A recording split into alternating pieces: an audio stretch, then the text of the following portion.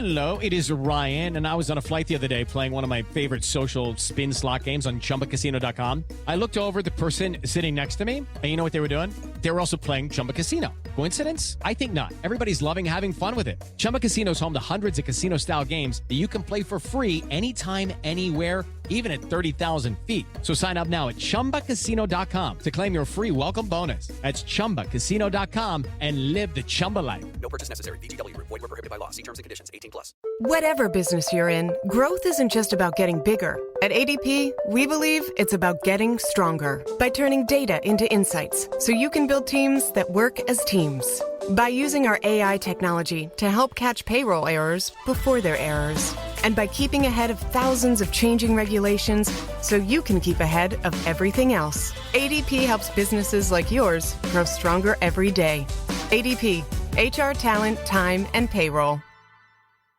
Don't let stress wear you down. End the year feeling great at Planet Fitness with our big end-of-year sale. Join for just $1 down, $10 a month, cancel anytime now through December 31st. And end the year on the right or left foot with tons of variety and space in our squeaky clean and spacious clubs. And use a crowd meter in our app to pick the best time to visit. Join for just $1 down, $10 a month, cancel anytime. In club, online, or on our app. Deal ends December 31st. Join now at your local club or online at planetfitness.com. Hurry, deal ends Friday, December 31st. See club for details. The CBS Radio Mystery Theater presents...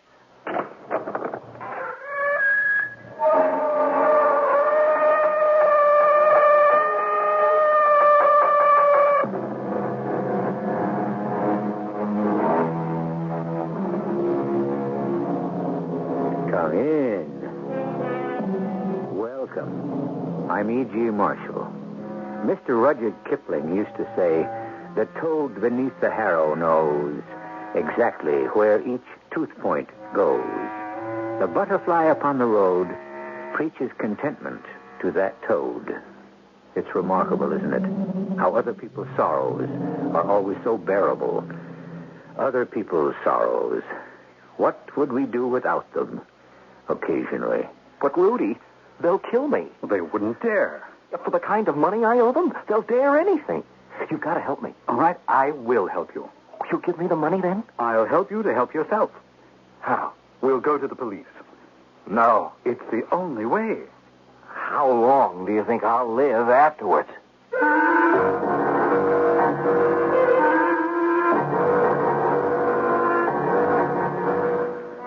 Our mystery drama, Shark Bait, was written especially for the Mystery Theater by Sam Dan and stars Tony Roberts.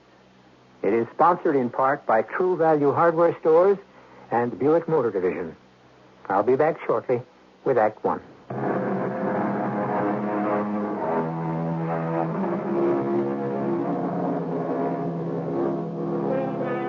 Who was it that said, we can forgive our friends anything except success?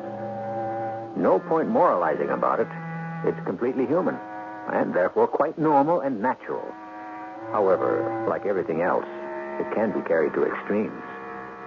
Randolph Watson is having breakfast with his Aunt Ethel. Have some kippers, Randolph. Kippers? Very tasty. Very salty. Nonsense. Well, my doctor says that... How old is this doctor of yours? I'd say he's about 40. Well, I'm 81. Well, what has that got to do with... I'm twice as old as he is. I've been around twice as long. Really? Therefore, I know twice as much. Yes, Aunt Ethel. Oh, don't give me that martyred sigh. Just to say, I've got to humor this crazy old dame. How much longer can she live? Oh, why must you persist? Then I'll have all her money. I will live a long, long time because I do not listen to doctors. Now, if you would just eat a hearty breakfast... Oh, please, Aunt Ethel. I just want some coffee. Oh, Randolph, you always were a picky eater. That's your trouble. Now, when you were just children, you and your brother Rudolph, I knew from the start which one of you would be a success. Go on, ask me how I knew. You told me at least... I knew because Rudolph had gusto. He did everything with gusto. He would eat with gusto. Yes, Aunt He Ethel. is what my grandfather would call a two-handed trencherman.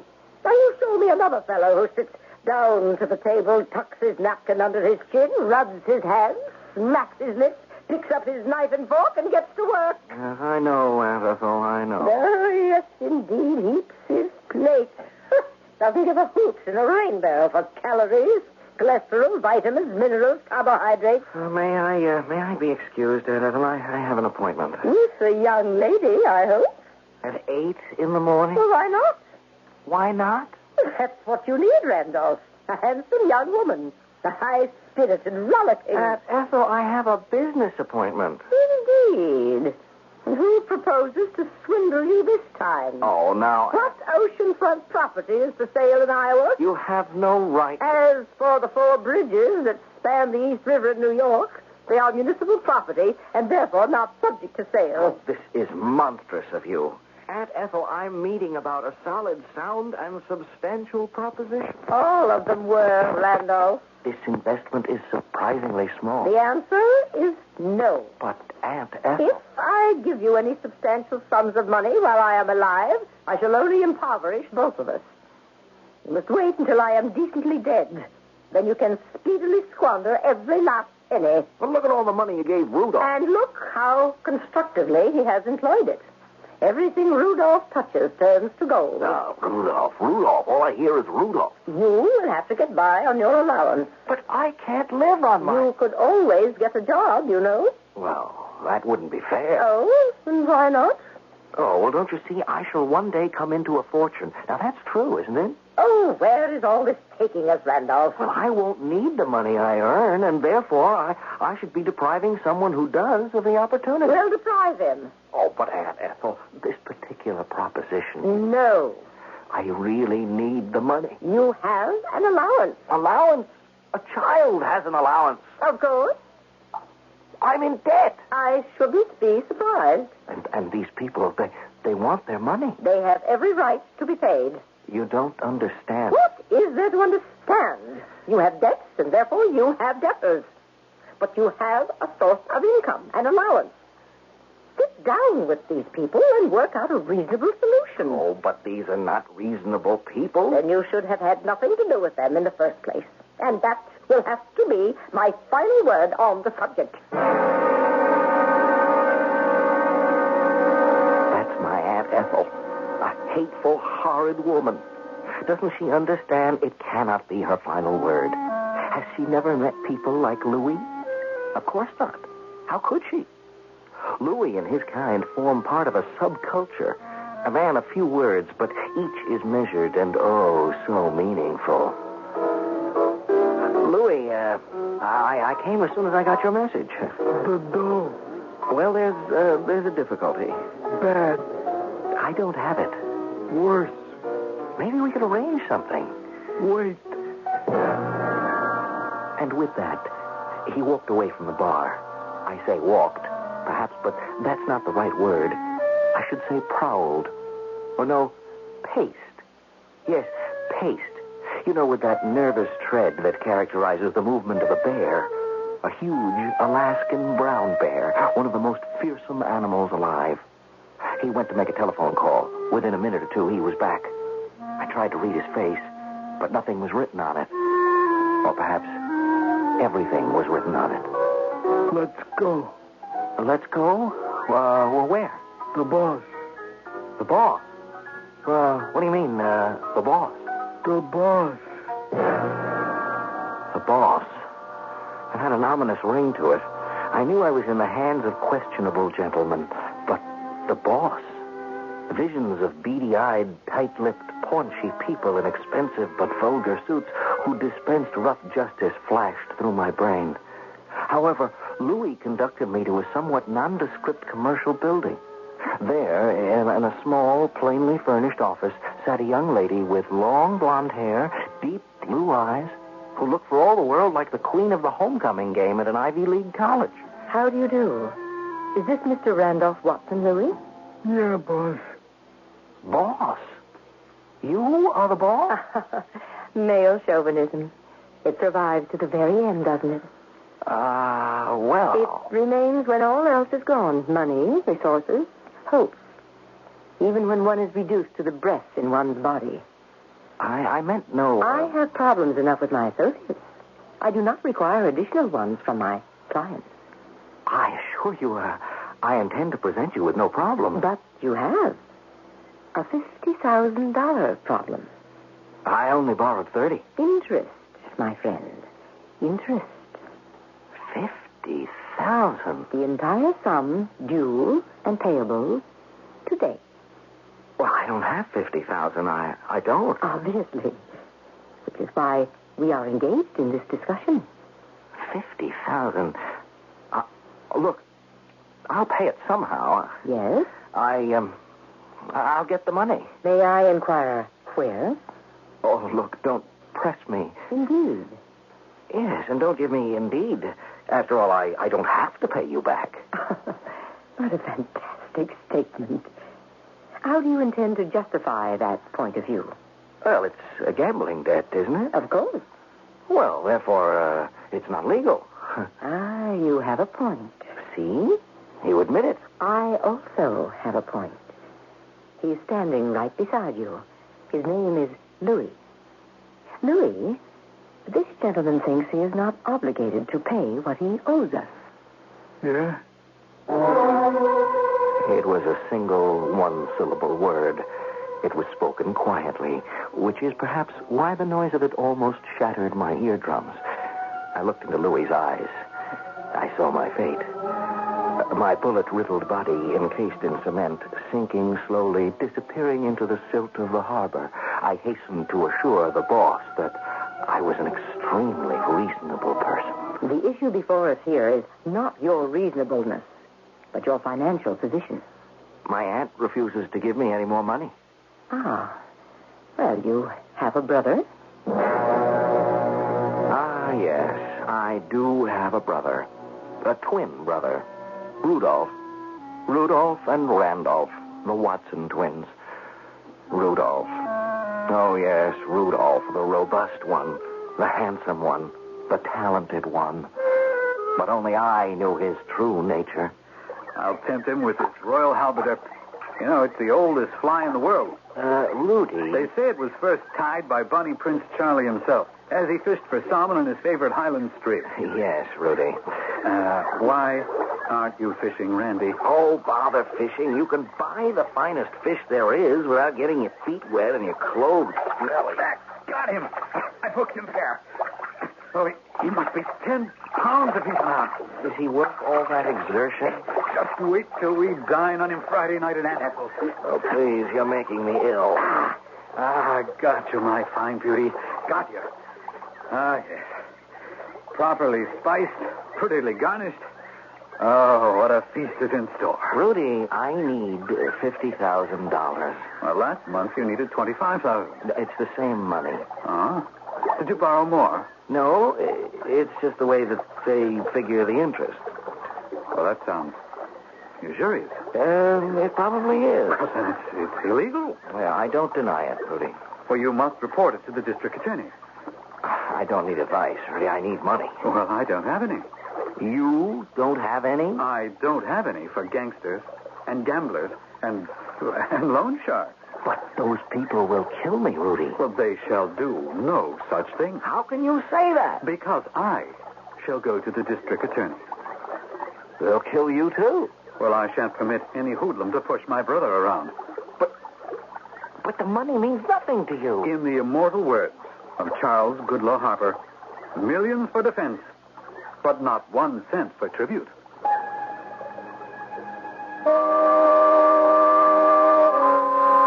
And then I saw it. I saw the whole thing. My brother had just suggested how I could pay off the boss and have a fortune for myself besides. Of course, someone would have to die. But as long as that someone wouldn't be me, what difference would it make in the cosmic scheme of things?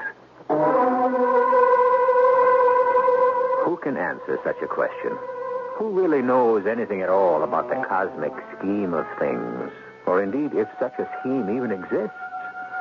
Well, it appears that we're dealing with the oldest of all recorded crimes, fratricide, or the prospect of it, at any rate. We'll see how things go when I return shortly with Act 2.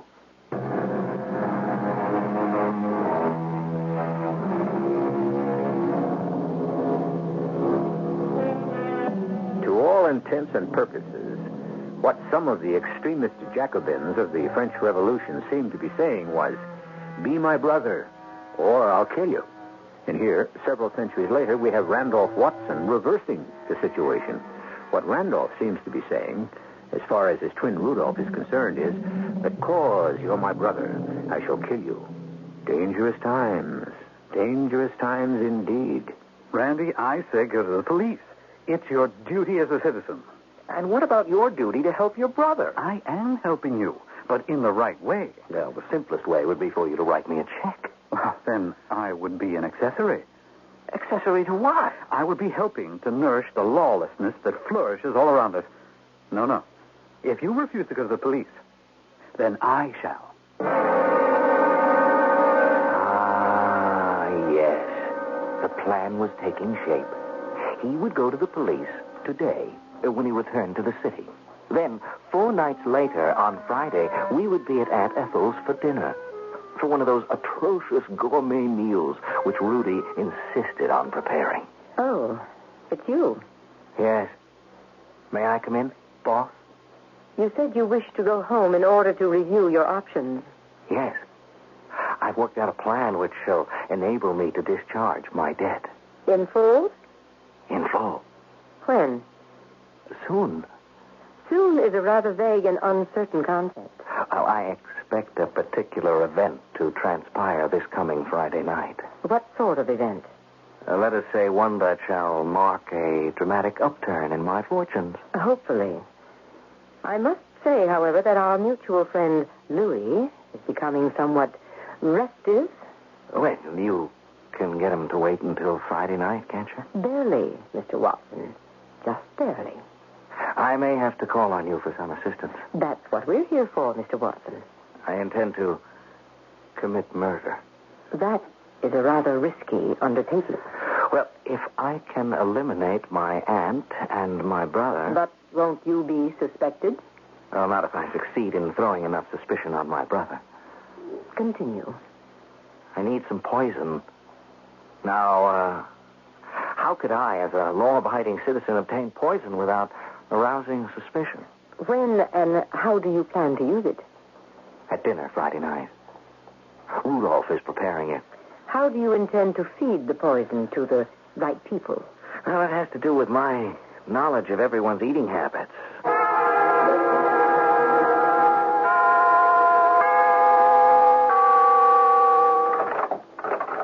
Yes? Mr. Randolph Watson. Who wishes to know? I'm Detective Lieutenant Ferret. Ferret? You are Mr. Watson? May I come in? Ferret. The most appropriate name for a detective. What may I do for you, Lieutenant Ferret? You can tell us who's trying to shake you down. I beg your pardon? I'm sure you know what I mean.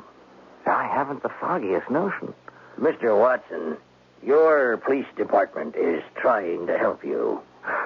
Help me to do what? Help you to, well, I guess you could say, extricate yourself from this position you're in. To what position do you refer? We are wasting time. Now, you know you're into the sharks. You'll never be able to swim home free unless we help you. Are you sure you want me, Randolph Watson? There isn't some mistake? Oh, there's no mistake. He said you'd deny it at first. Who said I would deny what at first? Your brother, Mr. Rudolph Watson. Well, where does my brother enter into this? He came down to headquarters. He said his brother, that's you, was in the clutches of some loan sharks. He said that? I am giving you his exact words. But it isn't true. If it isn't true, why should he say it? I don't know. Now, look, Mr. Watson.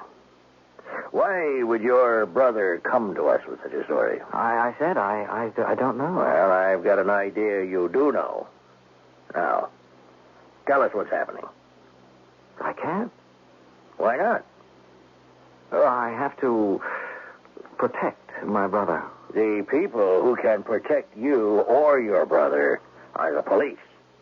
He's in trouble. Your brother Rudolph? Yes. Well, you better tell us what it is.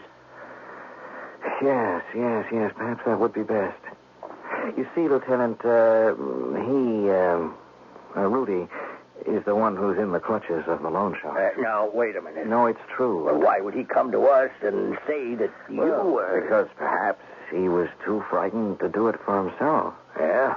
Do you ever read the Advice to the Lovelorn columns, Lieutenant? No. Oh, you should. It's a fascinating sociological commentary. What does this have to do with what A typical letter usually begins, a friend of mine is having trouble with her husband, or I have a friend who is in a terrible situation. Do you see? Do I see what? Well, it isn't the friend. It's the person who's writing the letter. Everyone hides behind another identity. It's what Freud calls transference. What are you trying to tell me, Mr. Watson? That your brother is actually in trouble with some gangsters, but insists that you're the one who is? Exactly. But why? I told you why. It's the same reason people write their lovelorn letter claiming they're doing it for a friend. No one wants to admit that he could be foolish enough to get into such a terrible situation to begin with. So, it's your brother, huh? Yes, Lieutenant. And we must help him. Do you know who the Sharks are? No, this is the first I have ever heard of it. And does your brother have any money problems? None that I know of. But what? Oh, he has so many deals going on at the same time. Has he seemed nervous, worried lately? Well, now that you mention it, he has been worried. I'm sure of it. Worried about what? Money. Well, from what I hear, he's a rich man. Oh, you can be rich, but you can still be hard up for cash. Sometimes you need a great deal of cash, and you're forced to convert certain holdings at the wrong time at a considerable loss. Oh, and that's the spot your brother is in? Lieutenant, he must be in terrible trouble. If he's been to the loan sharks, then it means that... What? What does it mean? It means that she turned him down. Who turned him down? Aunt Ethel. Yeah. Yes, it has to be something very bad, because he's the favorite, you see. He always was. He could always get anything he wanted from Aunt Ethel. And now I'm worried. I'm really worried. Well, see if you can get him to talk to you. Yes, I will. It may take a while, but I'm sure he'll talk. His going to the police and saying that I was in trouble is his way of asking for help. Here's my card. It has my telephone number. Call me as soon as you know anything. Any time at all. Yes, Mr. Watson? At your suggestion, I went to see my brother. Was he willing to help you? Well, he was willing to tell me how to help myself. What did he suggest? That I go to the police. And? Oh, naturally, I refused. Naturally. However, he went to the police. And? The police came to see me. And you said to them? I said it was a ploy on his part. A ploy? Yes, a psychological ploy. For what reason? He was the one who owed the money. Oh. It would be good for me if the police could be completely convinced of that. How would that be good for me? It would set in motion a chain of events that could enable me to pay off my debt. What is it you want me to do?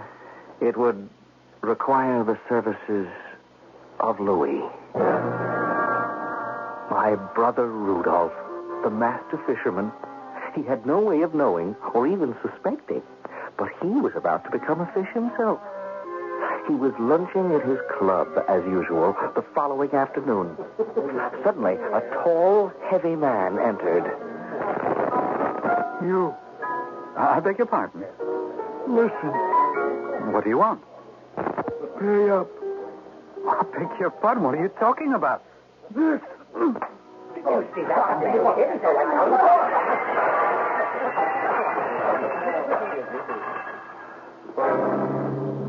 Yes, this tall, heavy, unidentified man knocked my brother sprawling to the floor and then quickly left.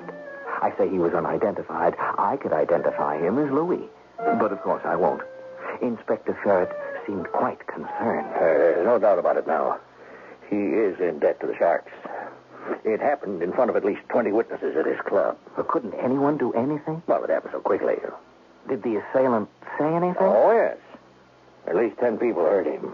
It was a warning to pay up. Oh, well, when you faced him with it, what did my brother say? He said it was a case of mistaken identity. Oh. He claims the hoodlum mistook him for you. Won't he identify the hooligan? He claims he doesn't know who the man is. Well, we're having dinner with my aunt this evening. Perhaps I can talk the whole thing out. Well, the police actually think I'm the one who's in debt. Well, why should they think that? Who knows? Some detective with the unbelievable name of Ferret came by to see me. Ferret? You're joking. Now, look here. Why don't you tell them that you're the one who's in a jam?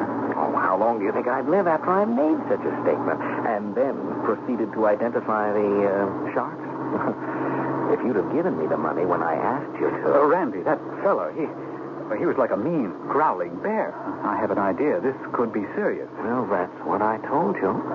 That fellow had the two of us confused. It could be serious for me, too. That is, if you don't pay up.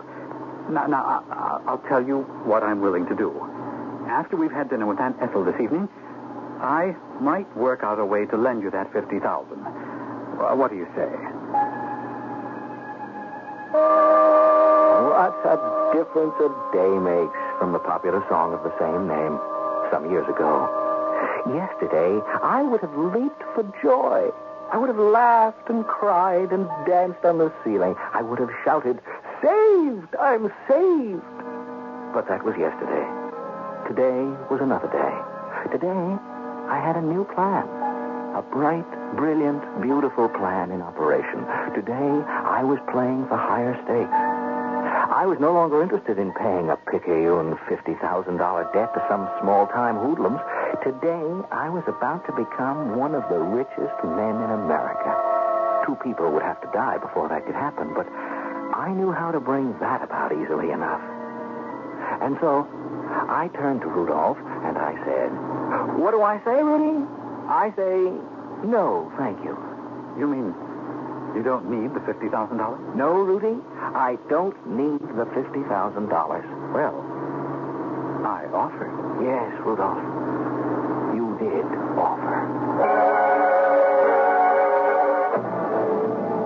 Thank goodness the offer was turned down. We came very close to not having a third act. Because if Randolph had accepted Rudolph's offer of the money, our drama would have to be over then and there. The boys would arrive at Aunt Ethel's, have dinner, and that would be that. But now we're going to have our murder. And right in the place that's been set aside for it, in Act 3, which I shall bring you shortly.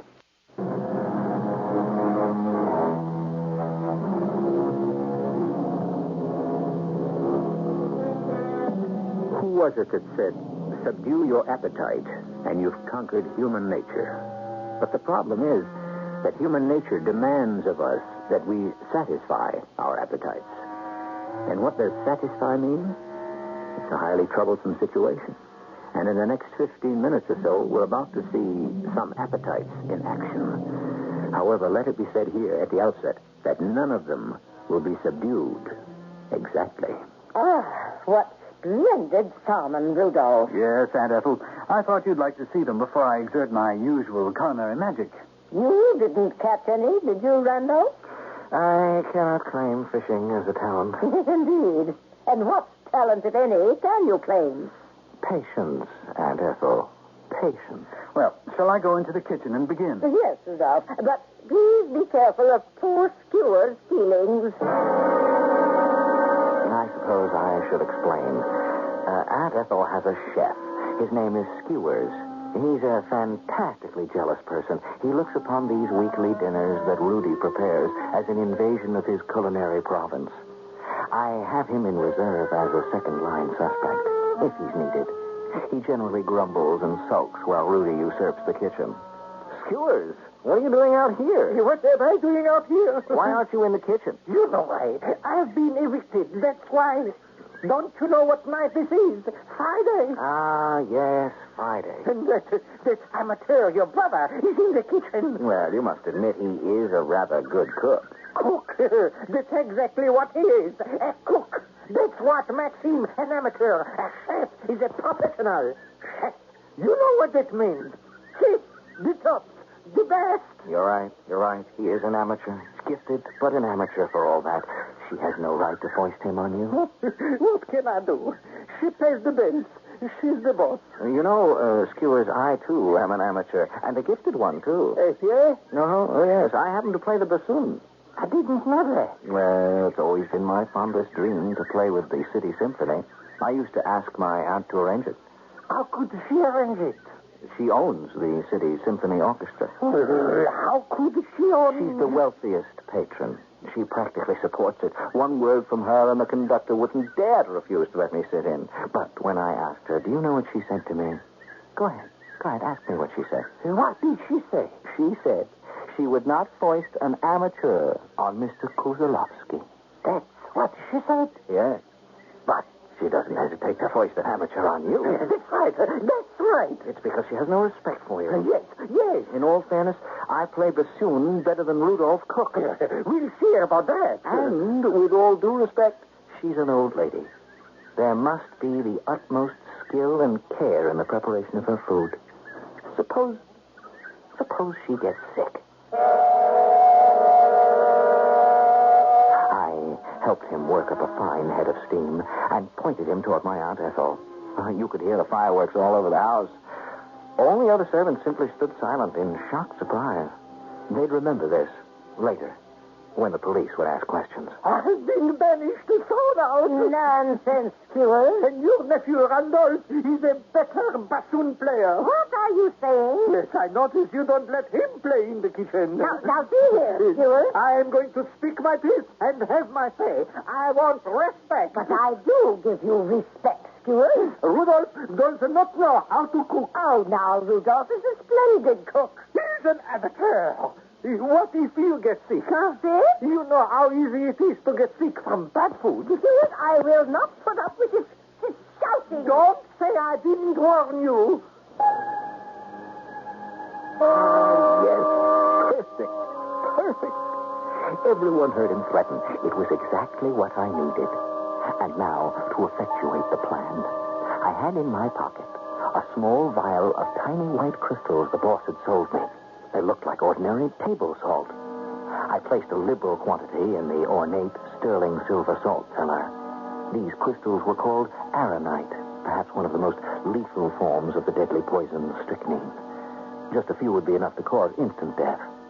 Now there was nothing to do except wait for the meal to begin. Oh, how I do enjoy these Fridays.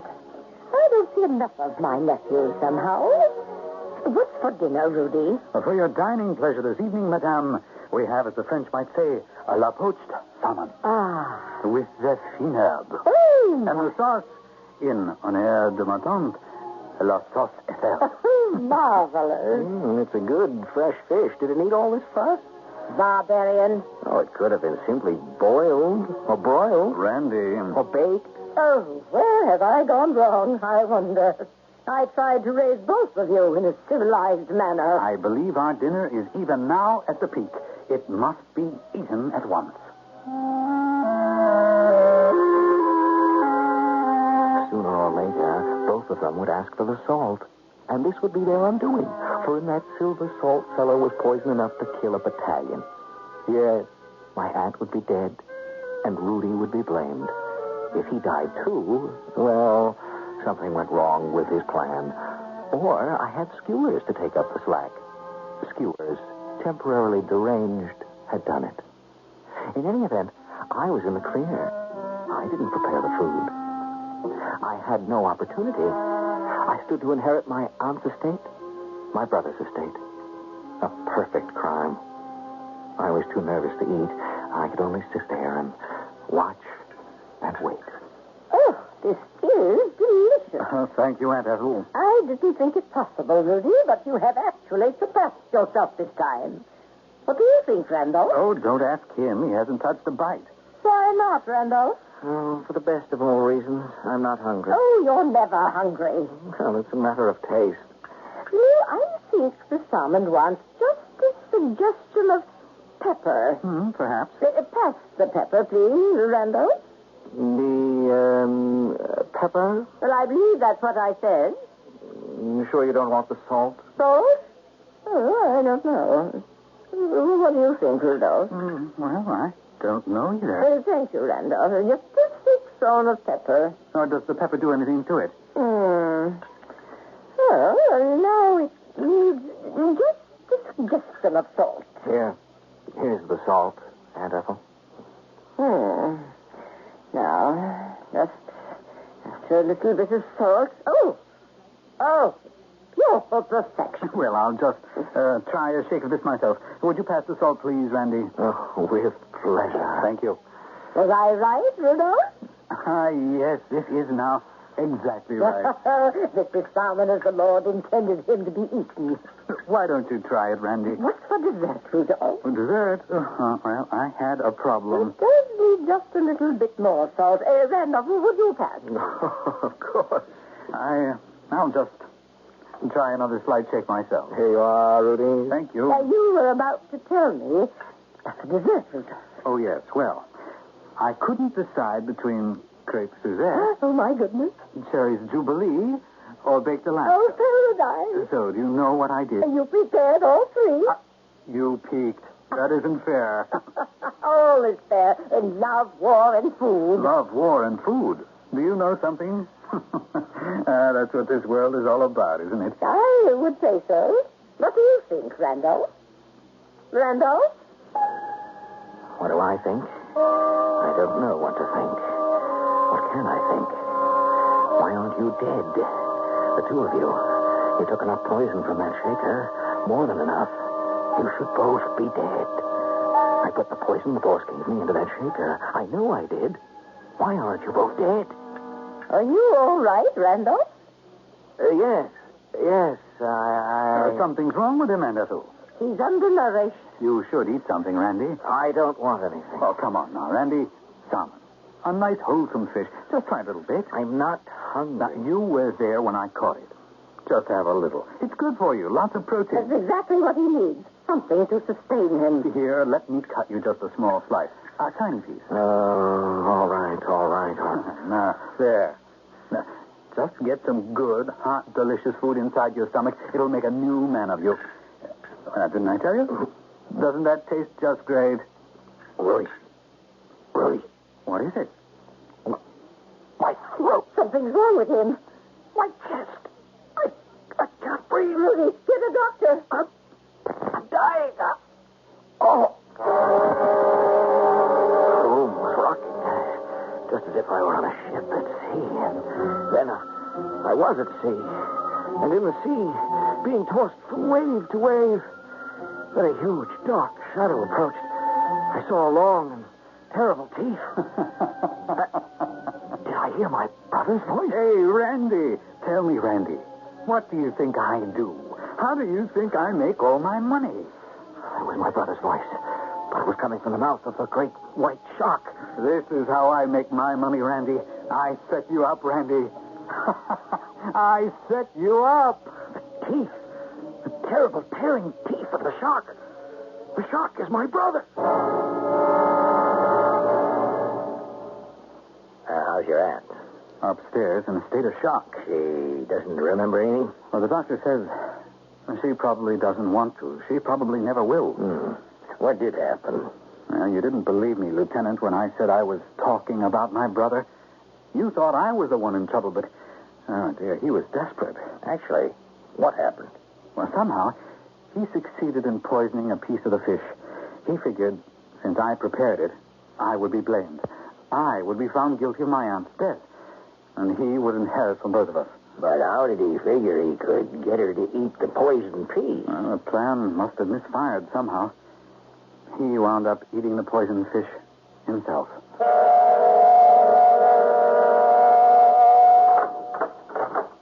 Hello, Rudy, baby. Hello, boss. There's only one boss in this thriving organization, and that's you. And the reason the outfit is thriving is because no one but you knows it's mine. I heard it all on the news. It went beautifully. Now, what kind of crystals did you give my brother? Just salt. Ordinary salt. You should have seen his eyes when Aunt Ethel and I sprinkled the salt from the shaker.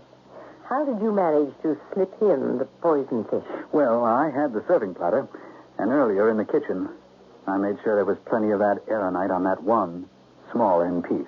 So now you are the only one to inherit Aunt Ethel when she dies. As long as your brother was the fall guy, why didn't you get rid of Aunt Ethel also? Oh, I couldn't do that. Why not? Well, for one thing, she's the only one who really enjoys it.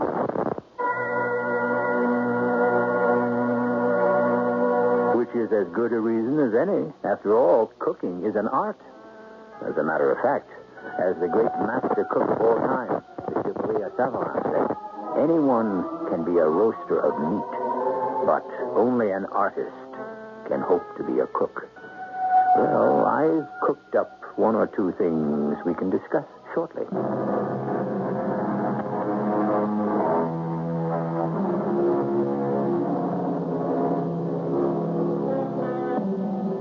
Several hundred years ago, an astute gentleman named Mr. John Taylor said, God sends meat, the devil sends cooks. And he followed it up by also saying, God sends wealth, the devil creates debts. However, we can all realize a little profit here. After all, we have taken a bit of cookery, mixed it with a dab of indebtedness, and created ourselves an hour's entertainment. Our cast included Tony Roberts, Joan Shea, Lloyd Batista, and Earl Hammond. The entire production was under the direction of Hyman Brown. This is E.G. Marshall inviting you to return to our Mystery Theater for another adventure in the macabre. Until next time, pleasant dreams.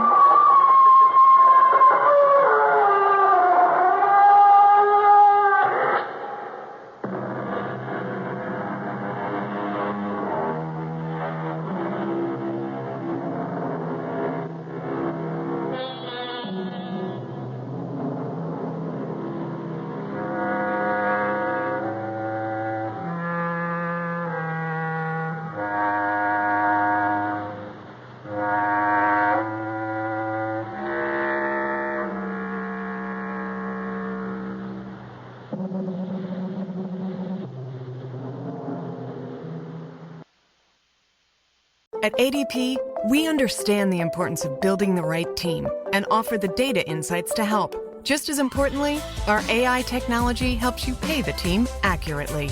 Grow stronger with ADP. HR, talent, time, and payroll. It is Ryan Seacrest here. There was a recent social media trend which consisted of flying on a plane with no music, no movies, no entertainment. But a better trend would be going to ChumbaCasino.com. It's like having a mini social casino in your pocket. Chumba Casino has over 100 online casino-style games, all absolutely free. It's the most fun you can have online and on a plane. So grab your free welcome bonus now at ChumbaCasino.com. Sponsored by Chumba Casino. No